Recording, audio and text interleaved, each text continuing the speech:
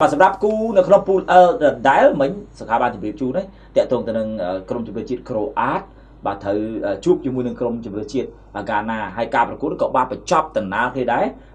การประกวดยุบเหมือนคือมองบุญดิขเนียบ่ามองบุญทิพย์ลือดิขเนียจัง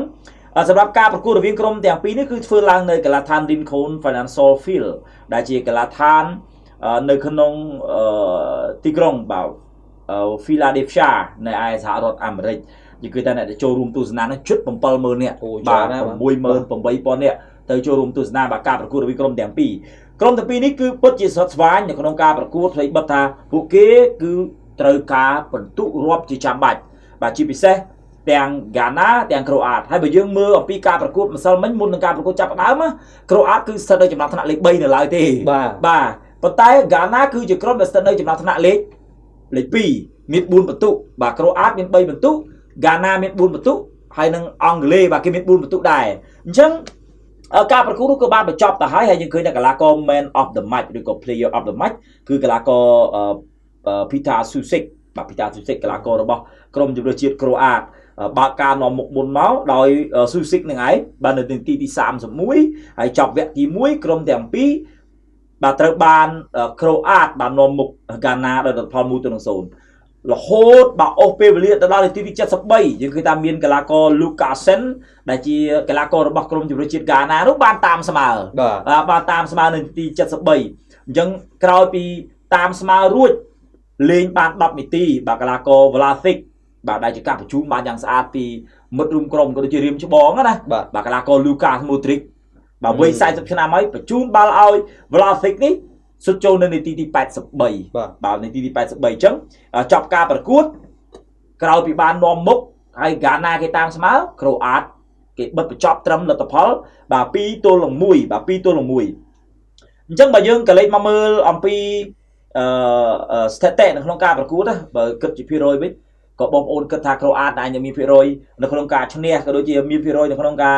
ទទួលបាន3បន្ទុកដែរប៉ុន្តែក្នុងការទទួលបាន3បន្ទុកនេះមិនមែនជារឿងងាយស្រួលទេបាទសម្រាប់ក្រុមជម្រើសជាតិបាទក្រូអាតយើងទៅមើលកីឡាករដែលមានសមត្ថភាពនៅក្នុងការចូលរួម11អ្នកដំបូងបាទរបស់ក្រុមទាំងពីរក្រូអាតបាទក្រោមការដឹកនាំបាទរបស់គ្រូបង្វឹកលោកស្លាត់កូដាលិកបាទដែលជាគ្រូបង្វឹកសញ្ជាតិក្រូអាតនោះបានប្រើប្រាស់ទម្រង់4-2-3-1បាទការយកមិញអញ្ចឹងការពីព្រឹកមិញបាទសំទោសការពីព្រលឹមម៉ោង4បាទអញ្ចឹងនៅក្នុងបងប្អូនឃើញមានអ្នកចាំទីណាអ្នកចាំទីលីវ៉ាកូវិកមានខ្សែការពារកណ្ដាលស៊ូតាឡូបាទចាប់ដៃគូជាមួយនឹងកីឡាករប៉ុងក្រាហ្វិកបាទប៉ុងក្រាហ្វិកនេះកីឡាកររបស់ Fiorentina បាទនៅមានខ្សែការពារបាទអ៊ីវ៉ាន់ពឺរស៊ីកបងប្អូនស្គាល់ហើយបាទកីឡាករចាស់ភាសាមានបទពិសោធន៍ហើយទៅចូលរួមជាមួយនឹង PSV ក្នុងបច្ចុប្បន្នអមជាមួយនឹងខ្សែការពារដែលសម្បូរបទពិសោធន៍បាទគឺកីឡាករ Stanisic បាទរបស់ Bayern Munich បាទយើងទៅមើលខ្សែបម្រើ2រូបបាទគឺមានកូវ៉ាស៊ីវិករបស់ Manchester City បូករួមជាមួយនឹងប្រធានក្រុមវ័យ40ឆ្នាំគឺ Luka Modric ខ្សែបម្រើប្រយុទ្ធបាទមាន3បាទដែលគ្រូបង្វឹកក្រុមជម្រើសជាតិក្រូអាតដាក់ឲ្យលេងនេះមាន Vlasic មាន Susic និងមានកីឡាករបាទ Turina បាទអញ្ចឹងស៊ូស៊ីកនេះគឺជាកីឡាករដែលសុទ្ធបញ្ចូលទីបើការដល់មុខមកគ្រាប់ហើយក៏ជាកីឡាកររបស់ Inter Milan ក្នុងពេលបច្ចុប្បន្នដែរហើយនឹងកីឡាករ Vlasic បាទរបស់ Torino អញ្ចឹងមានន័យថាកីឡាករដែលសុទ្ធបញ្ចូលទីសិនតែជាកីឡាករដែលលេងនៅលីករបស់ Italy Serie A បាទតែពីហើយតែ like ខ្សែប្រយុទ្ធបាទ Budimir នៅខាងលើគឺជាខ្សែប្រយុទ្ធទូលយើងទៅមើលក្រុមជម្រើសជាតិកាណាវិញបាទកាណាដឹកនាំដោយលោក Carlos Queiroz បាទប្រើប្រាស់ទម្រង់ហ្នឹងគឺ4-1-4-1ទម្រង់ដ៏ពេញនិយមរបស់គាត់ហើយនៅក្នុងនោះលោកប្រើប្រាស់អ្នកចាំទីអាសារ៉េបាទមានកីឡាករខ្សែការពារសេនីយ៉ាបាទ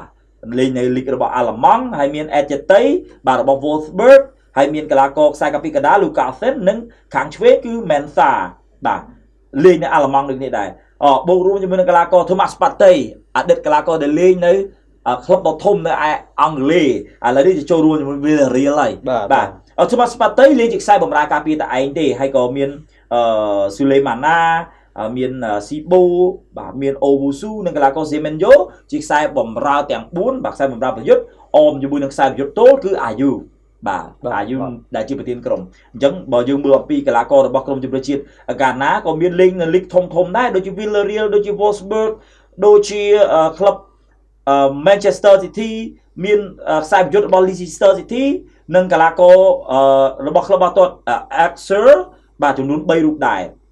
នេះជាកីឡាករទាំង22រូបទាំងនោះក៏មានកីឡាករផ្លាស់ប្ដូរចូលមួយចំនួនដែរប៉ុន្តែដោយសារពេលវេលារបស់យើងខ្លីណាយើងមិនបានជម្រាបជូនទាំងអស់ទេបាទបើយើងមើលអំពីស្ថិតិក្នុងការប្រកួតការគ្រប់គ្រងបាល់ស្វ័យបិទតែក្រូអាតអាចយកឈ្នះ2-1ទៅលើកាណាក៏ពិតមែនប៉ុន្តែបើ position ball នៅលើទីលានក្រូអាតមានតែ 53% ទេហើយកាណាមាន 47% ដែរលើសគ្នាតិចតួចទេអំពីឱកាសរបស់ក្រូអាតសឹងថាមានឱកាសតិចតួចទេបាទប៉ុន្តែកាណាមានឱកាសធំច្រើនជាងការសុទ្ធសម្ដៅទីគឺមាន8ជើងបាទសម្រាប់ក្រុមជម្រើសជាតិក្រូអាតហើយកាណាមាន6ជើងដែរប៉ុន្តែក្រុមជម្រើសជាតិបាទកាណាអ្នកចាំទីល្អណាបាទការពីយប់មិញបើសិនបើអ្នកចាំទីអត់ល្អទេប្រហែលមិនដឹងធ្លាយប្រមាណគ្រាប់ទេហើយ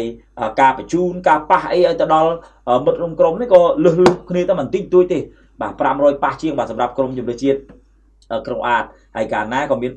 455ប៉ះដែរអញ្ចឹងបើនិយាយពីការប្រកួតគឺកាតវិញគឺមានតិចទេបាទកាតលឿងម្នាក់មួយទេមួយខាងមួយទេយើងទៅមើលអំពីតារាងចំណាត់ថ្នាក់នៅក្នុងពូល L ដោយដែលសុខាបានជម្រាបជូនអញ្ចឹងអង់គ្លេសមាន3ប្រកួតសរុបបន្ទុកមាន7បន្ទុកគ្រាប់បាល់ចំណេញមាន4គ្រាប់បាទក្រូអាតអត់មានគ្រាប់បាល់ចំណេញទេប៉ុន្តែ3ប្រកួតគេ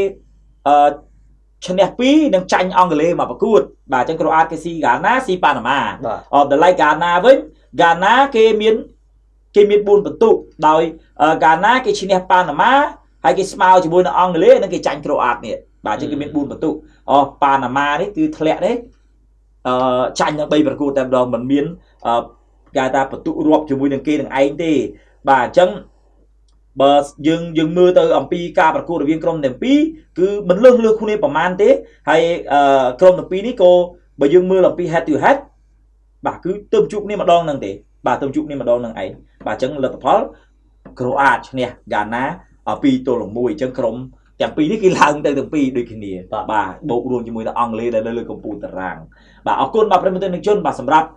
លទ្ធផលនៃការប្រកួតនៅរឿងរ៉ាវរវាងក្រុមជម្រើសជាតិទាំង4នៅក្នុងពូល L បាទតាក់ទងទៅនឹងក្រុមជម្រើសជាតិអង់គ្លេសប៉ះជាមួយនឹងប៉ាណាម៉ាហូបប៉ាណាម៉ា 2-0 រួចទៅហើយក្រូអាតក៏បានហូបហ្គាណា2-1ដូចគ្នាអញ្ចឹងក្រុមនៅក្នុងពូល L យើងរកឃើញក្រុមដែលឡើងទៅវគ្គ32ក្រុមនិងក្រុមដែលត្រូវត្រឡប់ទៅវិញមានមួយក្រុមដែរ